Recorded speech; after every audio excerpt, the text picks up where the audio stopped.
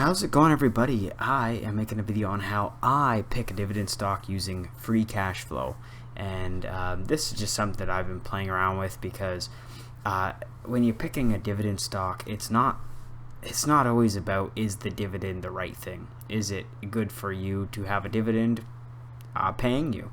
You know, and as it turns out, it is not always good to have a dividend paying you. So, and I just wanted to get that off my chest, because just because a company's paying you doesn't mean that it's good that they are paying you. We'll talk more about that later. Anyways, how do I pick using free cash flow? And I think that we need to focus on what free cash flow is. This is what the business has on hand. So this is the money that they have that isn't it's not being used for anything currently, and it's basically the revenue after they've paid off all their liabilities. Not liabilities, but like, let's say they have a certain amount of debt they need paid off, or it's just less their capital expenditure. So their revenue minus capital expenditure. And that's free money for the business, and we need to realize that they could use this in a bunch of ways. They could buy back their own shares. This would increase the share price of the business. So they are rewarding shareholders by buying back shares. That is essentially what a share buyback does for you. They could buy someone else. They could make an acquisition. They could acquire a different company, and that may be better for the business than paying you. They could pay a dividend. Sometimes it is the best thing to a divvy. Sometimes it is the best that the money does reach shareholders, and then you can use it to either reinvest back into the business by buying more shares, or you could reinvest because maybe they're expensive. Maybe you need it or use it as free cash for yourself. So that is important. It is important to get paid a dividend, but it is also important, arguably more important, that the business you own pays down its own debt. And if they're paying you a large dividend, or they're buying back their own shares, or they're buying someone else, they might be issuing debt. They're not paying the debt. So it would be, seen as a very bad thing for a company to be issuing debt and paying you a dividend because they've issued debt to give you a dividend. That is terrible. So what else could they do with their free money? They could reinvest back into themselves. Yeah, and I'm not talking about share buybacks. These two are not the same. Okay, I'm talking R&D. I'm talking, research, development, a chip company. In this case, I usually pick Intel because I have a vested interest in Intel. They're reinvesting a large amount of their free cash flow into research and development. So that's something that, has come up in my investing time, and, it might come up in yours. Anyways, guys, moving on. So, as we know, not all dividends are safe. So, I wrote this down. I practiced the script for this one because somebody asked me for this video particularly in the channel, so I wanted to make this video. Not all companies have a safe dividend, which means that maybe the dividend that they're paying is outweighing the debt that they're issuing. Or, an unsafe dividend could be issuing shares. So instead of buying back shares, they're just making more shares. So if they're making more shares to pay you a dividend instead of raising capital through regular revenue, that is not a great thing. Because let's say that the share price goes down 6%. So it's minus 6%, but you get paid 6%. Then, the net total for the business is in fact 0. So you actually haven't gained any money because they've issued so many shares, the share price was brought down because of it, and they paid you, 6%, but that 6% ended up just kind of being that money that you otherwise would have gotten anyways through appreciation, which isn't very good because you would have actually been taxed on the dividend, unless you're in obviously tax shelter. I have my money in a TFSA. I have a tax sheltered account. It's not 100% tax sheltered, but it's tax sheltered. So that is just another thing that I add that I think about when picking a dividend stock. Yeah, so not all dividends are safe, and I want to actually, we're going to switch our colors to blue here. We're going to talk about that, and we're going to talk about it using Intel, because Intel has been we're just gonna that is awful. Intel, there you go, crudely drawn as per usual. I'm not bringing out an eraser, I'll just delete it after. So Intel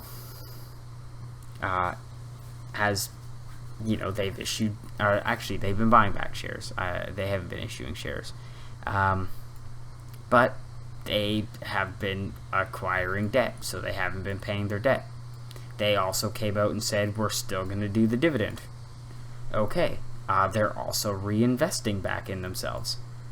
Okay, they're also buying back shares. Yeah, well, that free cash flow is almost in the negatives. They're going to have to start issuing debt if they want to keep this dividend. They're going to have to start issuing debt if they want to reinvest. They're going to have to start issuing debt.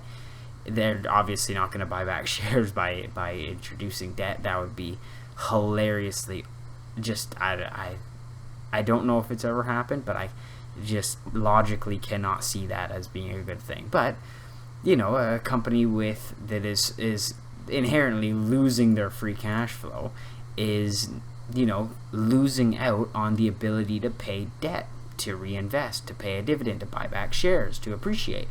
So you want to make sure that the people who are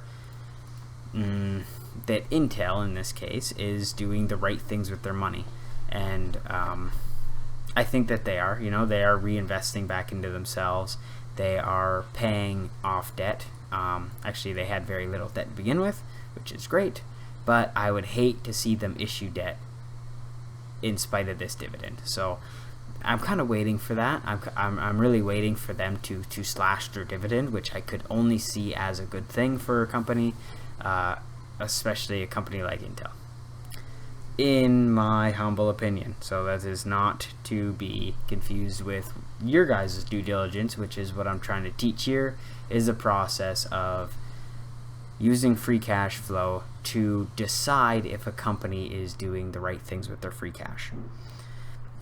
Alright, well, next up we are going to take a look at, and we are going to switch. I'm not going to switch it to all the colors, but I'm going to be they get orange. They get orange, and they get a thick line, and they are the Goog. So this is a company. Actually, we're actually going to make that quite a bit thinner. Google is a fantastic company, and if you wanted to argue that it wasn't a great company, like I don't know what to tell you. They're the absolute G's at they are acquiring people, any competition they can. It's quite aggressive. They do not pay dividends whatsoever, so this is just off the table altogether right now. But they rebuy their own shares back, so they're using the money from the dividend to buy back more shares. They're using it to reinvest in themselves. They have almost zero debt to speak of, so we could almost strike that off the table too, which means that in this case, instead of them paying me, they believe that they are themselves the better investment, so they buy back their own shares. It's a little more tax advantageous to do so. So we go from somebody who has been trying to increase their dividend so much they became a value trap, to a company who has not paid any dividend but has ended up coming out just a way stronger of a company because of their use of their free cash flow and their ability to deny a dividend but still give people the quality of company and the appreciation of shares that they're looking for. So, you know, if you wanted to make your own dividend based on Google shares, then you could buy it, and as you retire, sell off some shares to get your dividend, essentially, while keeping the value of the account the same. That is a very actually that is a common strategy, is to just sell shares and use that as your own self-made dividend. Moving on, I think that's just about it for the video, to be honest with you. Yeah, just take a look at a company's free cash flow. Oh, and I wanted to explain what double taxation on dividends is, because when a company pays a dividend, you get taxed on it, but a company got taxed on that money already. So you get taxed twice by getting a dividend. Essentially, the business and you, by proxy, lose money twice by getting a dividend. So this actually ended up being a bit of a downer for dividends. I still like having dividend companies, paying companies in my portfolio, but you have to know that comes with some problems. REITs, real estate investment trusts. You know, I own two. I own NXR. I own a Dream Industrial Real Estate, DIR. Two Canadian REITs. Two companies that I like but have been diluting me, so they're making more shares. Good companies, strong companies, but they have to pay a very large portion of their earnings to shareholders, in this case as dividends, which means that in order for them to reinvest back in themselves or acquire more properties, they have to make more shares, decreasing the value of their stock. That's just a vicious circle, you know. How is it? Obviously, hopefully, the company sees a real estate deal as being worth more than the stock issuance, you know, so it's a good investment, but that is up for the company to decide. So, and that's up to you to decide if the company is doing it right. That's why you buy in. So, yeah, anyways, guys, next, REITs are kind of their own bag, especially when it comes to dividends, because they're taxed differently. They have a huge set of different complications for Canadians owning a REIT. So that might be another video or something that I could look into. Again, this video took me a couple hours of studying to see what, you know, the best way I could describe free cash flow for dividends, because I don't think, you know, everyone kind of looks at the dividend number and thinks, oh man, they pay me, but they don't realize that maybe the company could have spent that money better elsewhere than the pockets of you know, the 25-year-old investor. Anyways, guys, I'll see you later.